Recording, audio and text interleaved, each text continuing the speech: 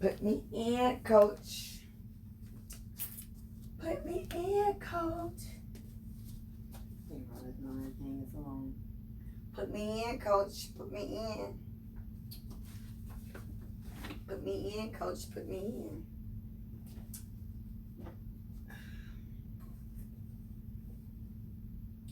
You got my prayer show. You gotta be all dressed up today, Sunday. You ain't gotta be all dressed up to be who you are.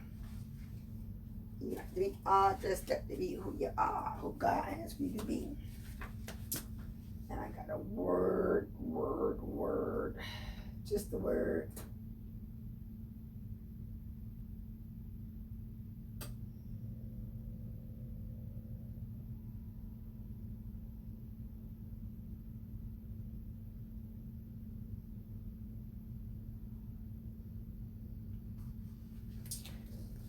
Okay. Hey, family. I know you're not used to this. Been had it. I am not the church pastor, preacher, minister. I'm not that. But I am ordained. And I am a minister at the end of the day. Yep. I may act crazy. I may talk foolish. I may do foolish things. But I'm human at the same time. This is my prayer show. Like I said, I'm not in a church. My ministry is out in the kingdom. So today, I know God had me come here today. And I'm going to read something from one of the great men, Dr. Antonio Hurt. Put me in, coach. Put me in.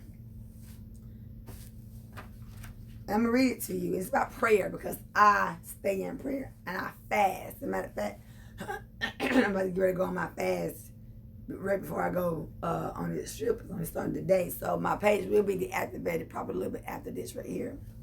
So, but anyway, we on new church, so let's do some training today. Okay, we're gonna do some training today. I look tired because somebody woke up like early this morning, and I went and bought me a lawnmower so I can go and mow my yard.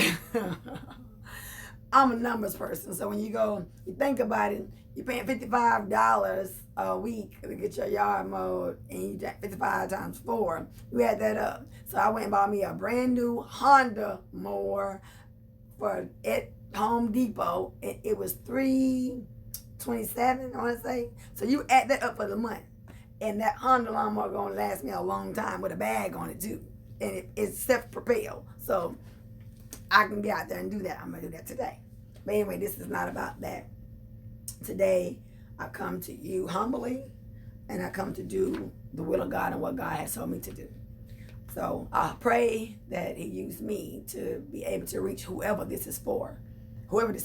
Again, this is from Dr. Antonio Hurt, great man, apostle, Dr. Antonio Hurt. But anyway, it's about prayer.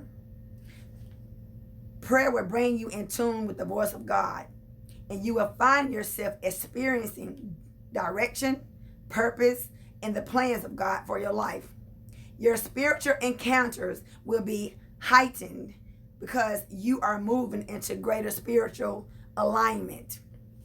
From here, you must be willing to take on the spirit of leadership.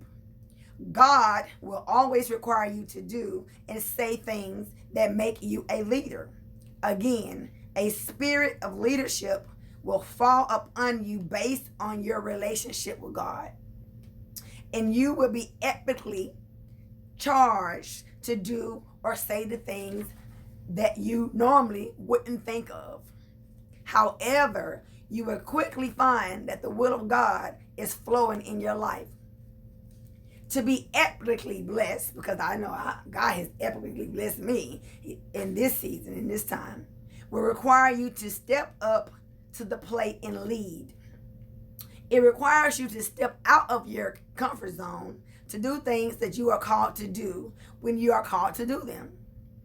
You must be willing to be in sync with the Spirit and obedient to the voice of God in your life. I must admit, you may be scared or hesitant at first, but the more you flow in the will of God for your life, the more you will find yourself having encounters of confirmation, revelation, and greater understanding.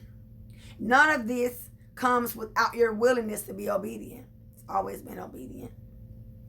Too often, people find themselves in a place where they want confirmation and affirmation before doing what they are told, what they are called, to do.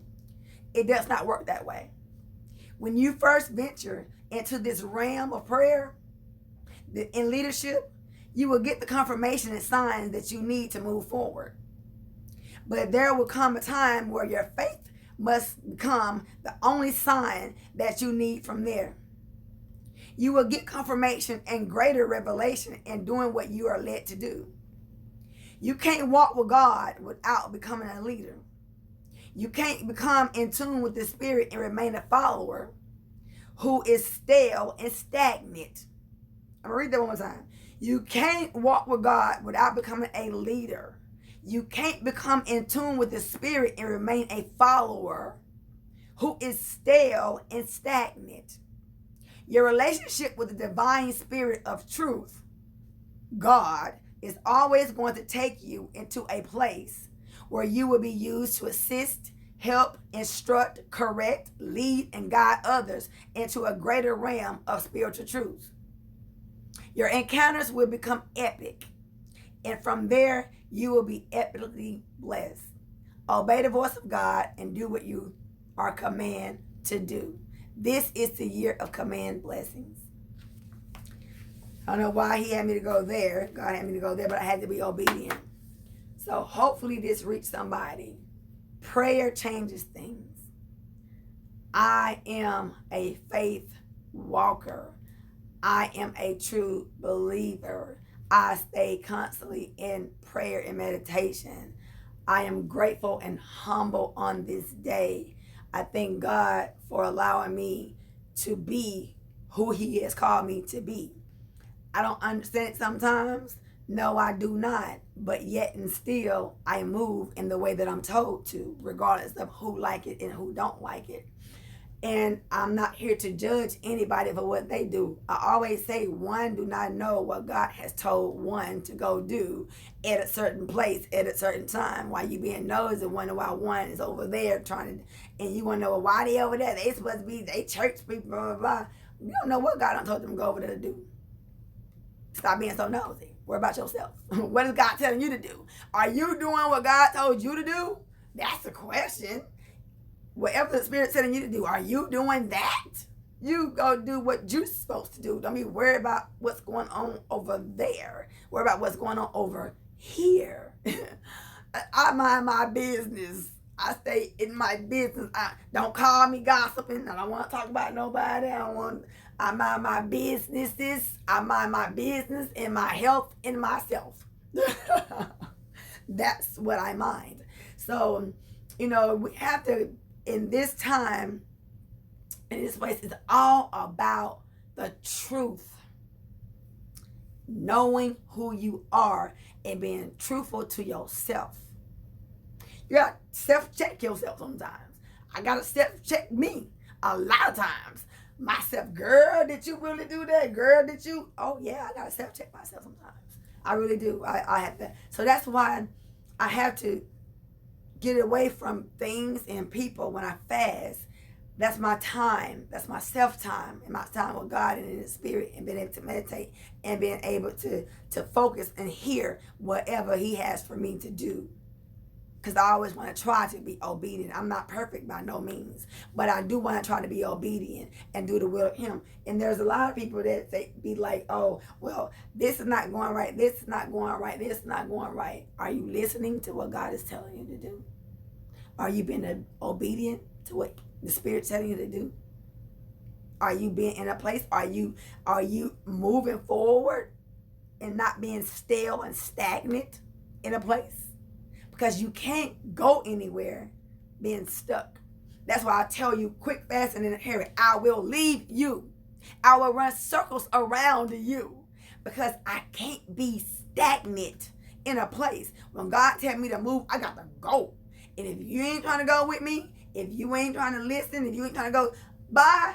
Because I'm going to go. And don't be mad when I'm gone up there and I told you about it and you don't want to come because you still and stagnant. So don't be mad at me because I kept going. That's just that. So accept the truth.